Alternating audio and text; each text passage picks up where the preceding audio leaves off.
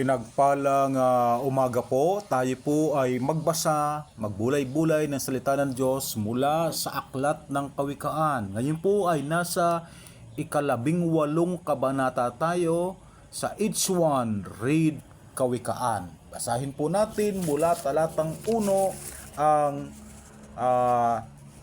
aklat po ng Kawikaan, Kapitulo 18. Po ang sabi, ang taong makasarili ay humihiwalay sa karamihan, salungat sa lahat ng tamang isipan. Walang saysay sa mangmang ang lahat ng bagay, ang layon ay pakitang mayroon siyang nalalaman. Verse 3, pagsipot ng kasamaan, kasunod ay kahihiyan. Pag wala ang karangalan, kapalit ay kadustaan. Ang wika ng tao ay bukal ng karunungan, parang dagat na malalim at malamig na batisan. Ang pagkiling sa may sala ay hindi mainam, ganon din ang pagkakait ng katarungan.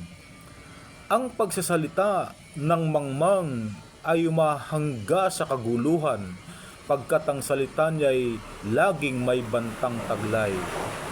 Ang bibig ng masama ang maghahatid sa kapahamakan, at ang labi niya ang maglalagay sa kanya sa kapanganiban. Ang chismis ay masarap pakinggan, gustong gusto ng lahat na pag-uusapan. Ang taong batugan, sinsama ng taong mapanira. No?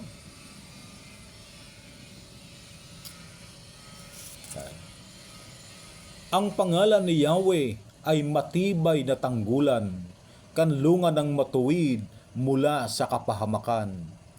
Ang akala ng tao kung siya ay mayaman, ay ligtas na sa lahat ng kapahamakan. Nagpapakataas ang tao hanggang hindi bumabagsak, ngunit kababaan ang daan ng buhay na sakdal-dilag.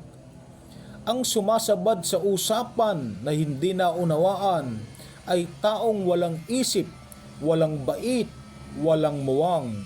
Ang matatag na kalooban ay mabuti sa tao, ngunit kung mahina ang loob, anong mangyayari rito? Ang matalino ay nagdaragdag ng kaalaman. Ang may unaway namumulot pa ng karunungan. Kung nais mapalapit sa may kapangyarihan, magdala ng regalo, sa kanya ay bigay.